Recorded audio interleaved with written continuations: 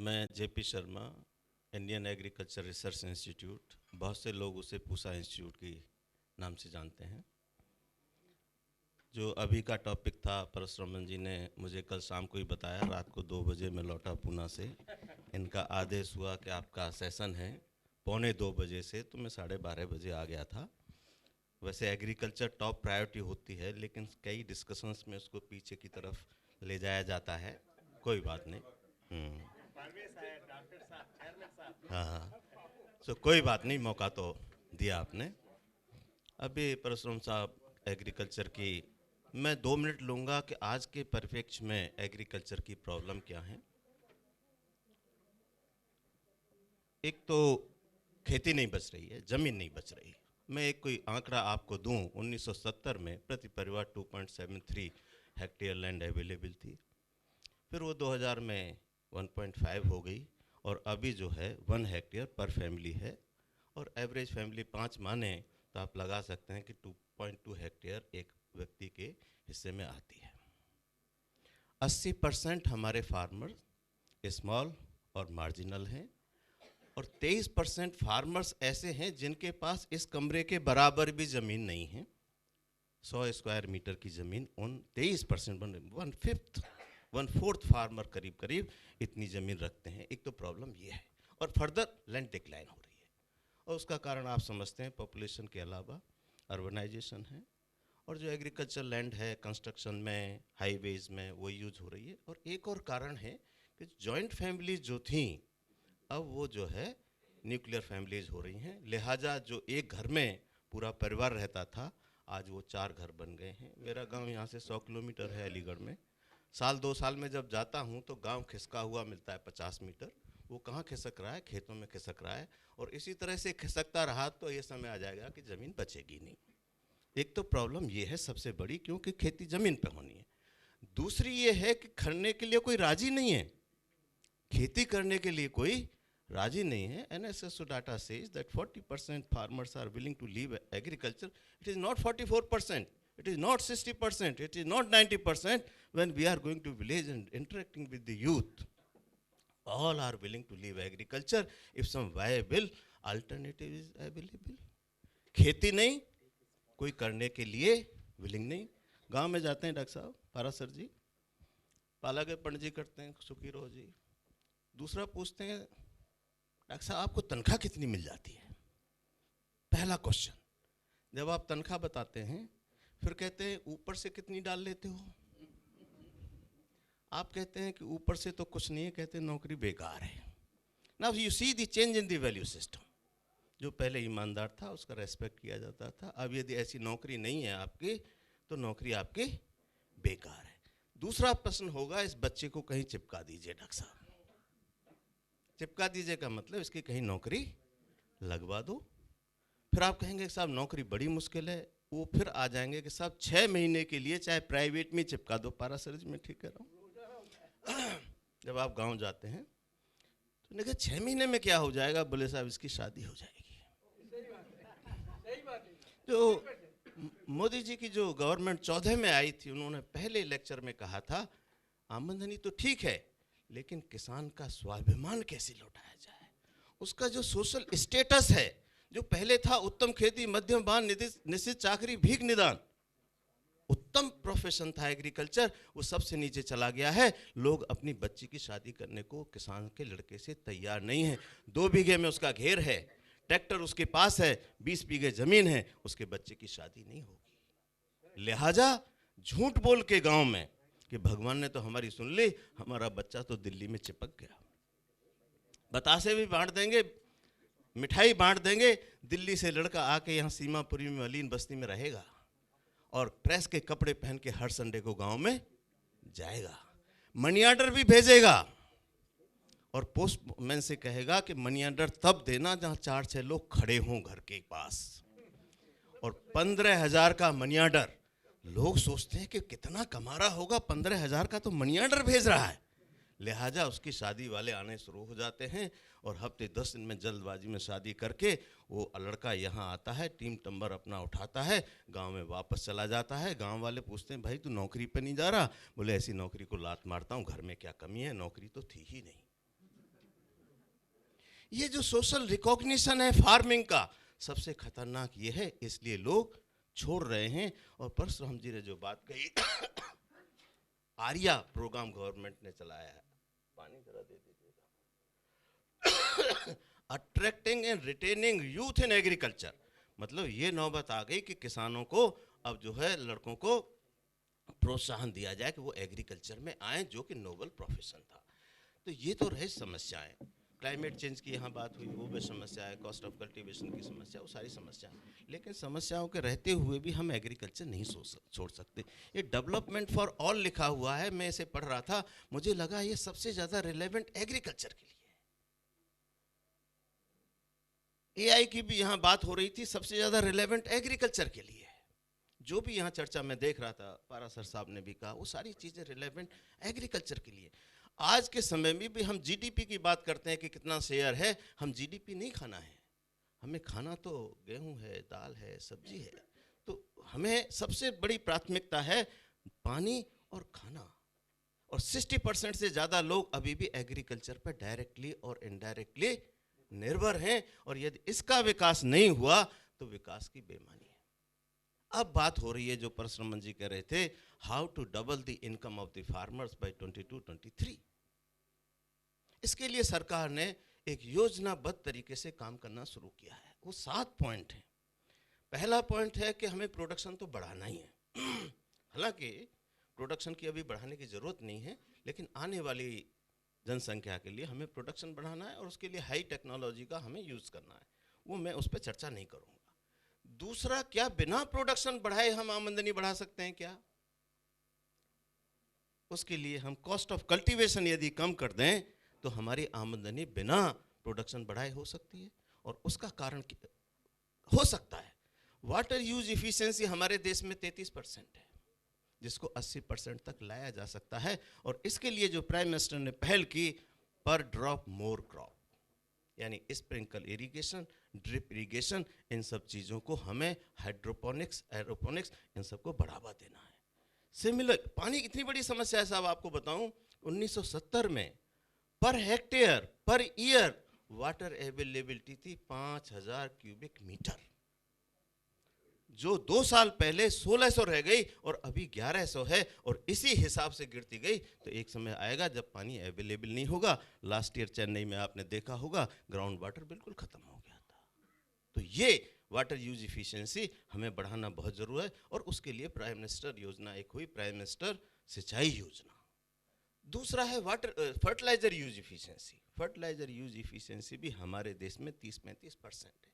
यानी आप यूरिया डालते हैं 100 किलो तो 33% यूज होता है, बाकी या तो उसका जो है एवोपरेशन हो जाता है तो एयर पोल्यूशन करता है, और वाटर में चला जाता है तो वाटर पोल्यूशन करता है। इसके लिए भी टेक्नोलॉजी, हमने नीम कोटेड यूरिया हमारी इंस्टीट्यूट ने बनाया था।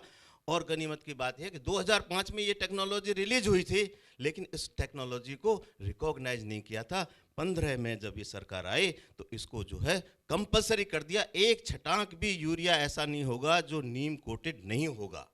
लिहाजा पहले यूरिया जो सब्सिडाइज था इंडस्ट्रीज को जाता था, अब एक भी छटाक यूरिया सब्सिडाइज इंडस्ट्रीज को नहीं जाता, और एक उसमें 20% यूरिया की यूज की कमी आई है। तो ये जो योजना आई, इससे बड़ा फायदा हुआ। तीसरा जो बनाया, तीसरी योजना न्यूट्रिशनल सिक्योरिटी। स्वामीनाथन फाउंडेशन साहब ने, अभी उनका पूरा मंत्र ही यही है, परसराम जी यहाँ बैठे हैं, न्यूट्रिशन, फूड सिक्योरिटी हो गई लेकिन nutritional security is missing. Food security तो इतनी हो गई, मैं आपको आंकड़ा दूं कि हमारे पास वर्ल्ड का 2% जमीन है, हमारे पास वर्ल्ड का 4.2% वाटर है, और उससे हम वर्ल्ड की 18% पॉपुलेशन को खाना खिला रहे हैं। और खिला ही नहीं रहे, 60 मिलियन टन हमारे गोदामों में है। और अब बात हो रही है प्रोडक्शन की नहीं, सरप्लस मैनेजमेंट, कि ये जो 60 मिलियन टन है इसको रखा कहाँ जाए, क्योंकि जो हमारे पास स्टोरेज की फैसिलिटी है वो 11% है। 100 किलो पैदा करते हैं तो 11 किलो ही रखने की है, क्योंकि कभी सोचा ही नहीं था कि वो दिन भी आएगा जब हमें ये स्टोर करना पड़ेगा। अब बात चल रही है कूल चेन की, बात चल रही है भंडारण की, बात चल रही है। एक योजना के तहत ये हो रहा है कि सरप्लस मैनेजमेंट कैसे किया जाए। 60 मिलियन टन्स हमारे पास में सरप्लस है। अब बात हो रही है कि ठीक है प्रोडक्शन हो गया, क्वालिटेटिव प्रोडक्शन, तो इसके लिए एक तो ऑर्गेनिक प्रोडक्शन की बात हो रही है। कई स्टेट्स हैं जिनको ऑर्गेनिक स्टेट डिक्लेयर किया जा रहा है। उत्तराखंड है, 7 जो स्टेट्स हैं नॉर्थ ईस्ट की वो हैं, आपका आंध्र प्रदेश है, तमिलनाडु है, वहाँ बहुत ज़ोरों से काम चल रहा है कि हम जो है ज़्यादा से ज़्यादा फार्मर्स को ऑर्गेनिक फार्मिंग के लिए प्रमोट करें। और बहुत सारी यौगिक खेती है, ऋषि खेती है, मुनि खेती है, जीरो बजट खेती है, ये सारी विधाएं हैं जिनको प्रमोट किया जा रहा है, जिससे बिना कंप्रोमाइज़ किए प्रोडक्शन को क्वालिटी प्रोड्यूस कैसे लाया जाए। दूसरा तरीका है जो कभी निगलेक्टेड क्रॉप थी, कोदो, कुटकी, सामा, चौलाई, ज्वार, बाजरा, मक्का, ये गरीब का खाना था। अब ये न्यूट्री फूड हो गया। अब ये गेहूं के आटे में मिला दिया जाता है तो 30 रुपए के आटे की कीमत 40 रुपए हो जाती है। जब हम गांव में थे तो गेहूं की रोटी उन परिवारों में बनती थी जो बहुत समृद्ध होते थे, बाकी में मटरा की, ज्वार की, बाजरा की बनती थी। और ये कंपटीशन होता था घर में कि रिश्तेदार के साथ बैठ के कौन खाएगा, क्योंकि जो खाएगा उसे भी गेहूं की रोटी मिलेगी। अब टाइम चेंज हो गया है, तो न्यूट्रिशनल सिक्योरिटी के लिए अब जो निगलेक्टेड क्रॉप हैं उनको हमने दूसरा नाम दे दिया न्यूट्री क्रॉप्स। और इसके लिए आईसीआर ने एक अलग से इंस्टीट्यूट खोला, Indian Institute of Millet Research, Hyderabad में। चौथा जो सबसे बड़ा इंपॉर्टेंट योजना है, doubling the income of the farmers, value addition and processing. हमारे देश में वैल्यू एडिशन 7% है, फिलीपाइंस में 74% है, आपका मलेशिया में 85% है, अमेरिका में 75% है, ब्राज़ील में 74% है, हमारे देश में 7% है और वेजिटेबल में सिर्फ 2% है। उसके कारण क्या हो रहा है कि 15 से 20% जो हमारा अनाज है पैदा करने के बाद वेस्ट हो रहा है। बढ़ कितना रहा है सालाना? 2.9%। बढ़ रहा है 2.9% और वेस्ट हो रहा है 15 से 20%। 95% इन्वेस्टमेंट उस 2% 2.9% बढ़ाने के लिए है और सिर्फ 5% इन्वेस्टमेंट पोस्ट हार्वेस्ट के लिए है। तो अब चेतना आई, तो ये सरकार जब आई तो अलग से, अभी यहाँ जिक्र हो रहा था, ministry of food processing industry पहले नहीं थी, वो शुरू की गई इस चीज को सोचते हुए, प्रोसेसिंग एंड वैल्यू एडिशन को। एमएसएमई एक मिनिस्ट्री अलग से खुली और उससे भी सेटिस्फेक्शन नहीं हुआ तो इस सरकार ने एक और मिनिस्ट्री खोली, ministry of entrepreneurship development and skilling. ये 3-4 मंत्रालय इसी क्षेत्र में काम कर रहे हैं। अब जो वैल्यू एडिशन क्या है, गेहूं है, मोटा पीस दिया, पतला पीस दिया तो आटा बन गया, मोटा पीस दिया तो दलिया बन गया। आटा था 30 रुपए और मोटा पीस दिया तो 50 रुपए, 60 रुपए, और उसी पे किसी का स्टैंप लगा दिया, किसी ब्रांड का, तो किसी का भी लगा तो मैडम मैं थोड़ी बोलूंगा मन से, तो 50-60 रुपए का हो गया। ये है आपका वैल्यू एडिशन। आलू की स्थिति ये कि किसानों ने कई ऐसे साल भी आए थे जो खोदा नहीं था आलू। एक गांव में हम गए, एक ताऊ डंडा लेके आलू के ढेर पे बैठे, हमने कहा ताऊ दुनिया तो आलू फेंक रही है, आप इसे रखा क्यों रहे हो? बोले डॉक्टर साहब रखा नहीं रहा, इसलिए बैठा हूं कोई अपने आलू नहीं फेंक जाए। यहाँ आके लोग रात में फेंकते हैं और वही आलू जब अंकल चिप्स बन जाता है तो वो 400 रुपए किलो हो जाता है, लेकिन किसान को नहीं, नॉन प्रोड्यूसर कमा रहा है। ये जो पानी की बोतल है, कल हवाई जहाज से आ रहे थे पुणे में डॉक्टर साहब, 200 ml की 6 रुपए, यानी 30 रुपए लीटर पानी। एक पानी और आता है 64 रुपए लीटर, और एक और क्वालिटी है पानी की 126 रुपए लीटर। यहां बात हो रही थी गंगे की, डायरेक्ट फ्रॉम गौमुख, उस पर लिखा रहता है डायरेक्टली फ्रॉम गौमुख, यानी पानी 126 रुपए, 64 रुपए, और आप जाइए हनुमानगढ़ में राजस्थान में 18 रुपए लीटर दूध। हमारा गांव है यहाँ से 100 किलोमीटर, 23 रुपए दूध। क्यों? हमने सिर्फ किसान को अभी खत्म करते हैं साहब, अभी खत्म करते हैं, क्योंकि हमने किसानों को सिर्फ उगाना सिखाया, how to produce more, how to produce more, ये सिखाया ही नहीं, प्रॉफिटेबिलिटी फैक्टर हम लाए ही नहीं कि उससे कमाया कैसे जाए। अब ये सोच में आया है, Now we are thinking to convert agriculture, which was a way of life, in a dynamic entity that is agribusiness. यानी फार्मर को बिजनेसमैन कैसे बनाया जाए, उसे ये भी प्रोडक्शन तो ठीक है, उसे ये भी बताया जाए कि कमाई कैसे की जाए, दूध से पैसे कैसे कमाया जाए। कंट्री डिलाइट एक कंपनी शुरू की है IIM के लोगों ने, पैसा तो वो कमा रहे हैं, एक भैंस नहीं है उनके पास, एक गाय नहीं है, लेकिन कमा रहे हैं वो। ऊबर, ओला, एक गाड़ी नहीं है, दुनिया को गाड़ी दे रहे हैं।